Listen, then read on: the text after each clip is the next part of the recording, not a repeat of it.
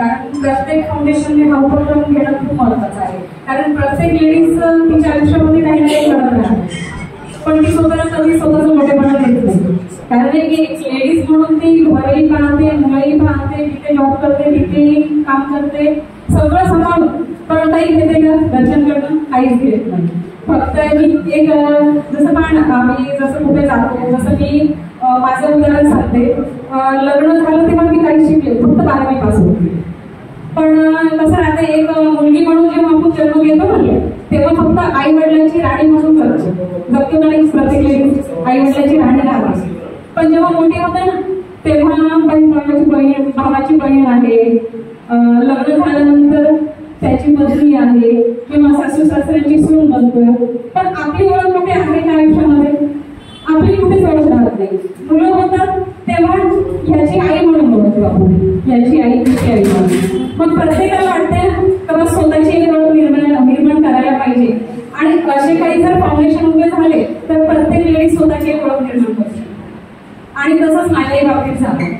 माझं लग्न झालं तेव्हा फक्त माझं शिक्षण 12वी होतं. आणि वेळ म्हणजे आमच्या घरामध्ये कोणत्या पद्धती आहे, आजही आमच्या घरामध्ये एवढं मुद्दा घेतला जातो. पण मी म्हणजे भाग्यवान समजते माझ्या हजबंडला किंवा माझ्या सासऱ्यांना. त्यांनी मला प्रत्येक क्षेत्रामध्ये कार्य करण्यासाठी प्रवृत्त केलं. मी स्वतःची NGO पण काढली आणि स्वतः नंतर जसं मला शिक्षण घेत होती तेव्हा आई वडिलांची परिस्थिती नव्हती, तेव्हा शिक्षण घेऊ शकली नाही. पण हजबंडने जेव्हा शिकण्यास परवानगी दिली तर आर्ट्समध्ये शिक्षण झाल्यामुळे शिकत आली, MA केलं, हजबंडनी जॉबही लावून दिला. पण असं झालं का माझी आवड आरोग्यामध्ये होती आणि मला असं वाटत होतं का काहीतरी आरोग्यासाठी करायला पाहिजे. पण जर आता शिकतो म्हटलं तर सायन्स नसल्यामुळे मी ॲलोपॅथीकडे वळलीच नसती ना. मग मी शोध काढला का नॅचरोपॅथीमध्ये सुद्धा आपण करिअर करू शकतो, जिथे का वयाची मर्यादा नसते. आणि मी नॅचरोपॅथीमध्ये माझं करिअर केलं आणि आज नॅचरोपॅथीमध्ये माझं पोस्ट ग्रॅज्युएशन झालं. आणि पहा कुठेतरी आपण फक्त आपल्या मनामध्ये एक स्वप्न असायला पाहिजे. आणि आज नॅचरोपॅथीमध्ये मी माझं म्हणजे इन्व्हॉल्व झाली. आज मला इंटरनॅशनल लेवलचे अवॉर्ड सुद्धा भेटले, ब्युटी क्लब सुद्धा अचीव्ह केलाय मी नॅचरोपॅथीतून. आणि करतो म्हणल्यावर फक्त प्रत्येक लेडीजचे स्वतःचा एक आत्मविश्वास पाहिजे. कारण कधी कधी काय होते लेडीजला का म्हणजे मला वय झालंय मग आता शिकून काय करायचंय, मुलं झालंय का, कशाला करावं लागते, अशा काही गोष्टी येतात आपल्यामध्ये. पण ते जर बाजूला सारून स्वतःचे जर स्वप्न आपण समोर ठेवले तर नक्कीच आपण स्वतः काही करू शकतो. आणि आता मला सगळे प्रत्येक जण म्हणतात अगं तुझं वय नाही ना, आता कशाला शिकते, झालं ना सगळं. आणि मी म्हणजे माझे हजबंड सुद्धा रिटायर झाले सुद्धा तरी मी शिकत आहे. कारण कसं पैसा प्रत्येकाकडे भरपूर आहे आज. कारण प्रत्येक जण पैसा कमावतो, पैसा आपण आपल्या मुलांसाठी आपल्यासाठी भरपूर काही करून ठेवतो, पण स्वतःची ओळख कुठे करत ठेवणार. आणि जसं पाहतो मला तर आरोग्याच्या बाबतीत पाहणं, आज आपल्याकडे पैसा आहे, बंगला आहे, गाडी आहे, सगळं आहे, पण आरोग्य ठीक आहे का प्रत्येकाचं? कारण मला तरी असं वाटतंय का प्रत्येकाच्या घरामध्ये एक डॉक्टर होणं महत्वाचं आहे. कारण आज प्रत्येकाच्या घरामध्ये 1-2 आजार येतात. मग नाही तर तुम्ही आयुर्वेद नॅचरोपॅथीमधून या स्वतःचं आरोग्य चांगलं ठेवू शकता ना. आणि तुम्ही सांगा जसं तुम्हाला डॉक्टर बीपीची किंवा डायबिटीजची गोळी देतो, खरंच तुमचे आजार बरे झाले का आतापर्यंत? कारण डॉक्टर म्हणतात की तुम्हाला मरेपर्यंत घ्यावं लागतं, म्हणजे मरेपर्यंत ती गोळी घ्यावंच लागणार. आणि तुम्ही गोळी घेता तर मग तेव्हा तर तुमचा आजार बरा व्हायला पाहिजे ना. आजार बरे झालेत का? मग ते गोळी घेतल्यानंतर आजार जातो कुठे? आणि पुन्हा 4-8 दिवसात गोळी बंद केली तर आजार बरा होतो तुमचा. मग कुठेतरी आजार मुळातून शरीरातून निघणं पण महत्वाचं आहे. आणि नॅचरोपॅथी अशी आहे का तुमचा आजार मुळातून बरा करतो. आणि आजार जर तुमचा मुळातून बरा झाला तर तुम्ही पूर्णतः बरे होऊ शकता. छोट्यातला मोठा असाध्य रोग सुद्धा नॅचरोपॅथीतून बरा होऊ शकतो. कॅन्सर सारखे रोग सुद्धा बरे होऊ शकतो. आणि आम्ही असे पेशंट मी बरे केले, जवळपास माझे 45 पेशंट बरे झाले, ते पण नॅचरोपॅथी आहार. कारण कसं राहतं एक फॉर्म्युला राहतो आरोग्यासाठी. अर्थ हा फॉर्म्युला आहे. अर्थ म्हणजे नुसतं पैसेच कमवणे नसतो, अर्थ म्हणजे आपलं आरोग्य सुद्धा कमवणे असतो. मग आरोग्याच्या दृष्टिकोनातून आपण कसा अर्थ फॉर्म्युला राहतो? ही म्हणजे एक्सरसाइज. प्रत्येकाला एक्सरसाइज करणं आवश्यक आहे. आज इथे एवढा बसलेल्या माझ्या मैत्रिणी आहेत, प्रत्येक जण किती वेळ एक्सरसाइज करतो स्वतःसाठी? कारण प्रत्येक लेडीजला काय वाटते मी घरातल्या पुष्कळची कामं एक्सरसाइज करत नाही, कारण आपल्या शरीराला 20 ते 25 मिनिटं एक्सरसाइज करणं खूप महत्वाचं आहे. आणि प्रत्येकाला गरज आहे, स्त्री असो पुरुष असो, 20 ते 25 मिनिटं आपल्या आरोग्यासाठी काढणं आवश्यक आहे. कारण 24 तास तर प्रत्येकालाच राहतात, 24 तासात आपल्याला 1 तास नाही निघू शकत स्वतःसाठी. म्हणजे एक्सरसाइज. त्यानंतर ए म्हणजे ऍटिट्यूड.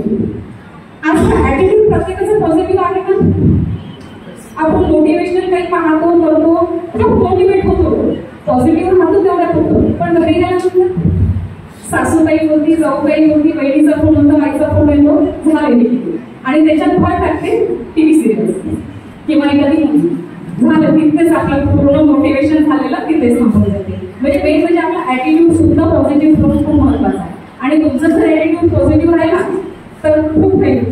आणि मग त्यासाठी पण पॉझिटिव्हसाठी काय करायचं, असे पॉझिटिव्ह ऑरामध्ये लोक शोधायचे आपल्या मैत्रिणी, किंवा बरे आज आपण पॉझिटिव्ह झालं तर आपण एक असं प्रवृत्ती होऊ शकतो ना, तर मी माझ्या 10 मैत्रिणीला पॉझिटिव्ह करायला म्हणून, आणि तुमच्यासोबत बाकीचे लोक पॉझिटिव्ह होऊ शकतो.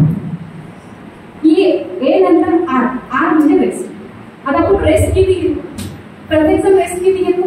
आता काही लेडीज आम्हाला म्हणतात की नाही आम्ही दुपारी झोपतो. दुपारी झोपणं म्हणजे रेस्ट आहे का? दुपारी झोपणं म्हणजे रेस्ट नाही, तर उलटा आळस आपल्या शरीरावर लावून देतो. रेस्ट म्हणजे तुमची रात्रीची झोप किती होती. आज प्रत्येकाची झोप आहे का वाटते 6 ते 8 तास. कारण असं झालंय का आज मोबाईल आपल्या हातामध्ये आलेला आहे. जेव्हा आपण मोबाईल हातामध्ये घेतो आणि रील्स पाहायला गेलो तर 1 ते 2 तास कसे जातात माहिती नाही. मग तुमची झोप खरंच 6 ते 8 तास होत आहे का? कारण 6 ते 8 तास शरीरासाठी झोप खूप महत्वाची आहे. त्यानंतर येते एड. एड मीन्स न्यूट्रिशन. न्यूट्रिशन म्हणजे तुम्ही आहार किती घेता. आता न्यूट्रिशन म्हणजे काही जणांना वाटतं बाहेरचं काही खावं लागते, बाहेरचं काहीच घ्यायची आवश्यकता नाही. तुम्ही आहार जे जेवण करता ते कशा पद्धतीचं करता, किती खाता, काय खाता, कसं खाता, हे खूप महत्वाचं आहे. कारण जे आपल्या घरामध्ये किचनमध्ये एवढ्या काही वस्तू आहेत तर आपले आजार आपण बरे करू शकतो, पण आपण त्याकडे लक्षच देत नाही. डोकं दुखलं ना टॅब्लेट मेडिकलची घेऊन घेतो, ताप आला ना टॅब्लेट घेऊन घेतो. पण जेव्हा ताप येते किंवा डोकं दुखते किंवा लूज मोशन होते, हे कोणते आजार नसतात, ते आपल्या शरीरामध्ये काहीतरी गडबड होत आहे ते दाखवण्याचा प्रयत्न करतात, पण आपण त्यांना दाखव बोलायला. मग इथून आपल्याला काय करायचं तर आहारातून आपण बरं कसं व्हायचं हा विचार करायचा. आणि हा फॉर्म्युला जर प्रत्येकाने आपल्या आयुष्यामध्ये आजमावला तर कोणतीच बिमारी लागू शकत नाही. आणि पहा ना आज जसं कमी वयाचे 30 राहतात लोक, पण त्यांच्यामध्ये गंधथोपणा जास्त आला, रिंकल्स जास्त राहतात. आणि एखादा जेंट्स असो का लेडीज असो म्हातारे लोक दिसायला. याचं कारण काय? कारण खाण्यामध्ये व्यवस्थित नाही ना. खाण्यामध्ये जे काही आज आपण खात आहोत त्याच्यामध्ये सात्विकता आहे का? जेवणामध्ये सात्विकताच नाही. तुम्हालाही माहिती आहे आज शेतकरी, आता जसं इथे शेतकरी पण असतील शेतीमध्ये जेव्हा पिकवतात ना किती केमिकल्स वापरतात. केमिकल आता त्यांचे बरोबर आहे, केमिकल्स वापरले तर त्यांना पीक होणार, पण त्या केमिकल्स आपल्या शरीरावर किती घातक परिणाम होणार आहे याचा कधी विचार केलाय का? म्हणून म्हणते आपली गट हेल्थ चांगली ठेवा.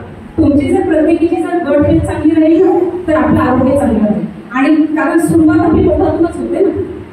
आणि आपण टाकतच राहतो दिवसभर, भूक नसली तरी टाकतच राहतो. आज मुलं फास्ट फूड जास्त खायला लागली आहे, कुठेतरी हेल्थ थांबवणं खूप महत्वाचं आहे. कारण तुम्ही पहा आजार जास्तीत जास्त बाळावर आहेत. आणि यातून जर तुम्ही स्वतःचं रक्षण केलं तर सोबत समाजाचं पण रक्षण करू शकतो. आणि मला तरी असं वाटतं की वय न पाहता आपण हे काम करायला पाहिजे. जसं मी पण माझ्या माध्यमातून मी गव्हर्नमेंट जॉब सुद्धा करते. गव्हर्नमेंट जॉब करत होते, सोबत जिज्ञासा इन्स्टिट्यूट आहे माझ्याकडे, नॅचरोपॅथीचे 2 कोर्सेस चालवते. आणि मेन म्हणजे माझं 150 किलोमीटर अपडाऊन आहे. घरचे कामं सुद्धा मी पूर्ण करते, माझ्या घरी बाई नाही. आणि तरी सुद्धा मी आरोग्यासाठी काम करते. माझे 2 तास मी त्यासाठी दिलेले. मग कुठेतरी प्रत्येकीला असं काहीतरी मसाला घ्यायला पाहिजे प्रत्येकीने, तर मी काहीतरी समाजासाठी करायला पाहिजे. आणि प्रत्येकाला असं वाटते का काही केलं तर पैशासाठीच करणं हे जरुरी नसते. कारण पैसा हा उद्देश न ठेवता जर तुम्ही प्रत्येक गोष्ट केली तर त्याचा फळ कुठे ना कुठे आपल्याला मिळणार आहे. कारण जर पैसा उद्देश ठेवला तर आपण पैसा कमवण्याची सोबतच जातो. आणि पैसा कमवून तुम्ही किती ठेवणार? तिजोरीमध्येच ठेवतो पैसा कमवून. मग आरोग्याचं काय म्हणतात ना, सर सलामत तो पगडी 50.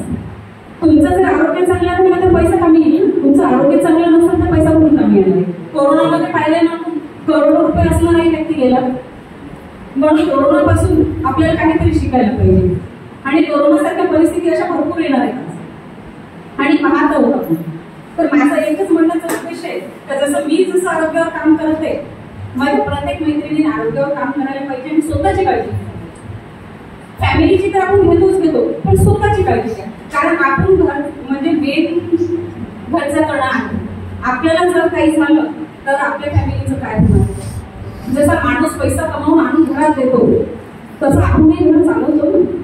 मग तुम्ही जर बेडवर जाल महिनाभर तर तुमची घरची परिस्थिती काय होणार आहे? म्हणून प्रत्येकीने स्वतःची काळजी घेणं खूप महत्वाचं आहे. आणि कुठे ना कुठे स्वतःची काळजी घेऊन आपण परिवाराची काळजी घेऊ शकतो. सो धन्यवाद दादा, मला इथे बोलण्याचा चान्स दिला.